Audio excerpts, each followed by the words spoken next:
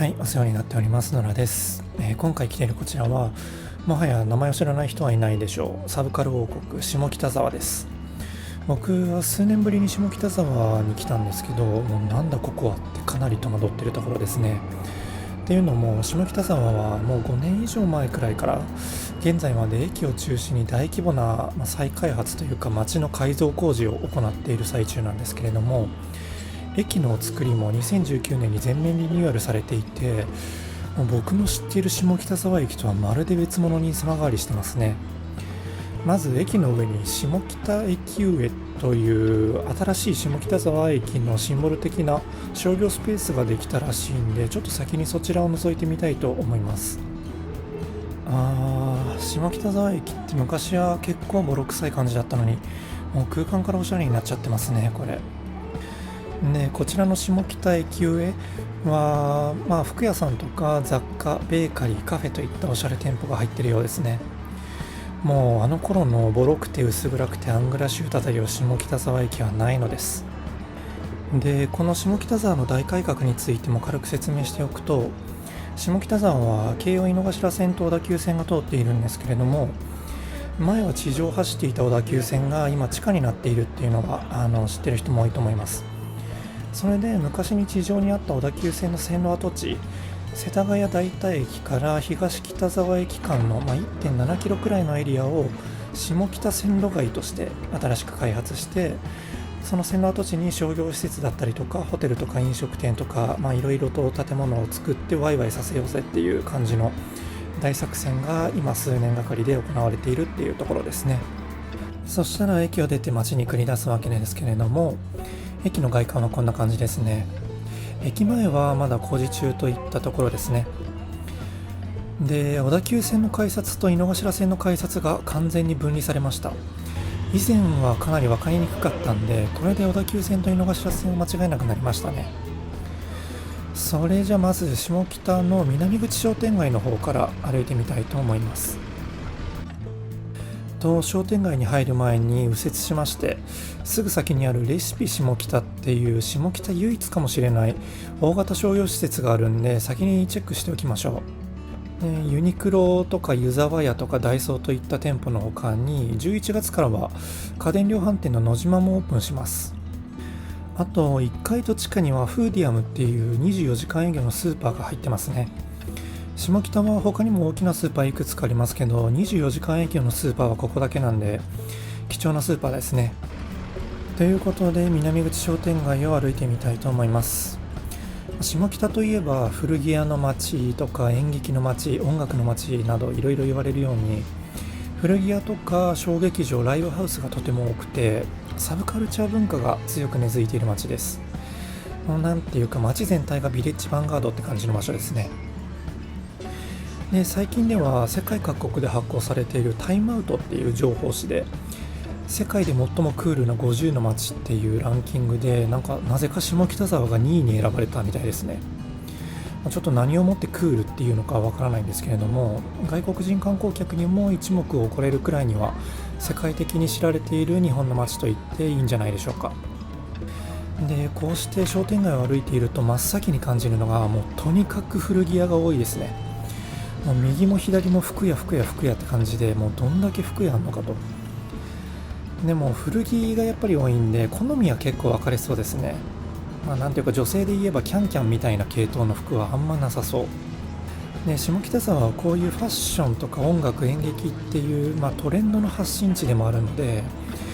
やっぱり街を歩く人の年齢層が若いですね。もう若者が本当に多い。で、下北は近くに、国士舘大学とか明治大学とかのキャンパスがあったり、あと東大の駒場キャンパスとかもあるんで、学生も結構多いです。ね、若者がこれだけ多いと、よく言えば賑やかで活気がありますけれども、悪く言えばガヤガヤしている印象はあるかなっていう感じですね。デメリットになるんですけども、なんといっても下北沢は道がとにかく狭いですね。狭い道にお店も人も密集しているんで、それが余計に圧迫感というかゴミゴミした感じを与えますね。この空間の狭さみたいな点が、かなり下北沢の向き不向きというか、好みが分かれるところで、正直なことを言ってしまうと、僕はちょっともうこういうゴミゴミした街は苦手な方です。この動画は平日昼間に撮ってるんでまだ人が少ない方ですけれども、休日なんかはもう本当にお祭りみたいな賑わいになるんで、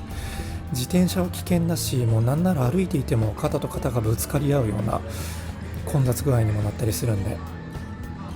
そしてこの南口商店街を抜けると、この先は大沢っていう高級住宅街になります。そちらも後ほどちらっと雰囲気を覗きに行きたいと思いますけれども、まずは駅周辺の賑やかなスポットをぐるぐる回りたいと思います。ではこの辺で下北沢のアクセス情報と家賃相場についてちょっとおさらいしておきましょう。下北沢のめちゃくちゃ大きなメリットとして、新宿渋谷に一瞬で出れるっていう立地の良さがまず何よりもあります。路線は京王井の頭線と小田急線が通っていて、渋谷は急行で1駅4分、新宿も乗り換えなしで10分で着きます。渋谷であれば自転車でも15分圏内で着きますし、渋谷からチャリ通できる圏内エリアだと下北沢は家賃相場も結構リーズナブルな駅だと言えます。家賃相場はこんな感じですね。下北沢の物件の特徴としては、低層マンションとかアパート、あと一戸建てが多いです。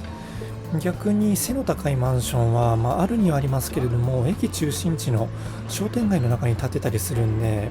なんかあまり庶民的ではないですね。あと若者が多い街なんで、単身者向けのワンルームとか 1K の物件が多いっていうのも特徴ですね。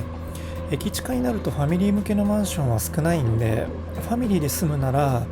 井の頭線で一駅隣にずれるとかした方が静かに広々と暮らせるかなっていうふうに思います。という話をしているうちに駅のすぐ東側まで戻ってきましたけれども、左手に見えるのが下北一有名な本田劇場ですね。東京の小劇場、演劇の中心的存在であって、大人計画とか、あとナイロン100度 C をはじめとした有名劇団の公演が多く行われています。そして本田劇場の建物にはマルシェ下北沢っていう、雑多なショップが入った商業ゾーンもあります。ビレッジヴァンガードが入っているんで分かりやすいですね。ここの下北沢店はビレバンの中でも売り上げが最も多い店舗だそうで、ピースの又吉をはじめとして著名人もよく通っているお店らしいですね。でこの辺りのエリアは小劇場もいろいろありますね。少し歩いたところには鈴なりっていう小劇場があるんですけれども、こちらは先ほどの本田劇場を経営している本田劇場グループが作った最初の劇場ですね。なんていうか下北沢の小劇場文化の原点ともいえる歴史のある劇場です。で鈴なりの劇場の1階スペースは鈴なり横丁としてバーやスナックが何店舗か入っています。そしたら場面はビレバン前に戻りまして、ここは駅改札を出てすぐ北側の場所になりますけれども、大きなスーパーの大関がありますね。大関は世田谷区を中心に出店しているスーパーですけれども、肉とか魚とか野菜とか、どれも新鮮なのには安いので、下北沢のスーパーでは一番使いたいお店ですね。ただ先に紹介した24時間営業のフーディアムと違って、大関は23時までの営業なんで、その点が少しデメリットですね。そしたら今度は駅の北側の方を歩いてみたいと思います。ここが昔は問題になってた開かずの踏切があった場所でしたっけ。1時間のうちに10分くらいしか開かないっていう、もうなんかストレスなんて次元超えたやつですよね。小田急線が地下になって踏切問題は解消されましたけど、その代わり井の頭線と小田急線の乗り換えで地下と地上行き来するのめっちゃ面倒になりましたよね。でもその辺も今は駅の構造変わったのかな。しばらく僕も下北で乗り換えしてないんで今の状況ちょっとわかんないんですよね。すみません。下北は北口側も商店街が伸びているんで、南側と同様におしゃれな飲食店とか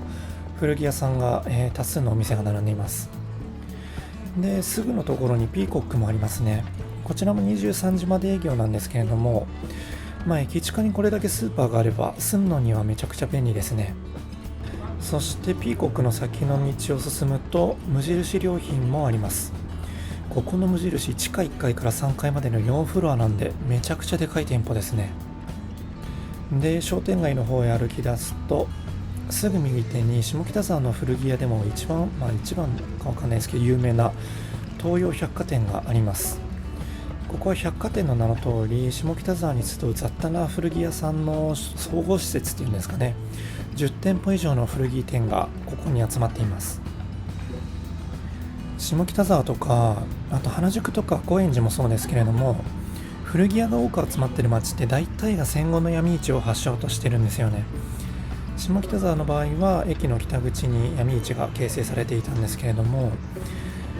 当時の闇市ではボロ着を扱う人も多くて、でそういう人たちがやがて古着屋として成功して今につながっているっていう感じですね。特に下北沢は若者が集まりやすい立地だったっていうこともあって、古着屋が集まりやすかったっていうふうに言われています。そして下北沢といえば古着ライブハウス劇場だけではなくて、カレー激戦地っていう一面も持っています。毎年の10月にはカレーフェスティバルも行われているっていうほどのカレーの聖地なんで、街を歩いていてもカレー屋がたくさんあるのに気づきます。実は今回僕が下北沢に来たのもちょっと食べたかったカレー店があって、カレー激戦区と言われる下北沢でも一番人気との呼び声も高い路地裏カリーサムライっていうスープカレーの人気店に行ってみたいと思います。こちらのお店は商店街のにぎわっているエリアにあるわけじゃなくて、北側の商店街を抜けて少し住宅街っぽい静かになったあたりに、もう隠れ名店みたいな感じで佇んでいるんですよね。着きました。ここですね。駅北口出て徒歩10分くらいですかね。路地裏カリーサムライ、札幌初のスープカレー店で東京進出の1号店になるんですかね。でこの時並んでる人いない、ラッキーって思ったら案の定整理券システムでした。住宅地の中にお店があるんで、人が並ぶと迷惑になるっていうことで、電話番号を登録しておけばお店に入れる頃になったら自動音声電話で呼び出しがかかってくるっていう仕組みでしたね。で肝心のスープカレーはこんな感じです。一番人気の1斤と1日分の野菜20品目を頼みましたけれども、ゴロゴロ野菜にもちょっと程があるぞ。もちろんめっちゃうまかったです。野菜とチキンがでかすぎてご飯を大盛りにしなくてよかったなってくらいボリュームあります。皆さんも下北沢来たらぜひ一度食べてみてください。そしたら今度は下北沢の住宅街エリアの方も少し歩いてみたいと思います。北口側でいうと商店街を抜けた先の北沢っていうエリアですかね。で南口も商店街を抜けたところに大沢っていうエリアが閑静な住宅街となっていて、こちらは高級住宅街としても知られています。こちらは北沢エリアですが、マンションなんかは全然なくて、一軒家と低層の賃貸住宅が並んでますね。結構な敷地を持っている戸建ても多くて、もうさすが世田谷区というか高級住宅街の雰囲気を感じられますね。下北沢は駅周辺に大きい道路も少ないんで、商店街を少し抜ければかなり静かな空気になりますね。ただ下北沢の住宅街エリアは坂が多いのがちょっと辛いところですね。で続いて逆サイドですね。南口の商店街を抜けた先の大沢という、こちらも人気の高級住宅街ですが、雰囲気は似た感じですね。なんか明らかに芸能人か社長の豪邸だろっていう家もちらほらと見受けられますね。超高そうな低層マンションも、目につきます。こちらはプライムメゾン下北沢っていうマンションですけれども、調べたら 1LDK で20万円くらいでした。で、最後こちら北口出てすぐのところにあるリロードっていう下北線路街の商業ゾーンの一つで、24区画の縦長の建物にセレクトショップとか飲食店とかおしゃれな店舗が入る予定の一角です。今回覗いた時はまだそこまで店舗が稼働してなかったんですけれども、今後下北の新しい観光スポットになっていくのは間違いないと思うんで楽しみですね。こんな感じで今回は下北沢の街並みを見て回りました。下北沢はかなり文化的な色の濃い街なんで、本当に好みの分かれる街だと思います。僕の知人でも下北沢を選んだ人が何人かいるんですけれども、ハマらない人はもうほんとすぐ引っ越しますし、ハマる人は逆にもう一生下北から出ないんじゃないかってくらい何年も住み続けてるイメージですね。都心へのアクセスは文句なしですし、ショッピングももちろんスーパーも充実してるんで、日用品の買い物もしやすいです。家賃相場も立地で考えるとそこまで高いわけじゃないんで、一般的な庶民でも下北沢に住む人は普通に多くいます。ネックなのはやはり道の狭さと人の多さですかね。とにかく駅周辺はゴミゴミとしてます。で、週末になると商店街は人でごった返すんで、僕みたいに人混みが嫌いな人は多分死にますね。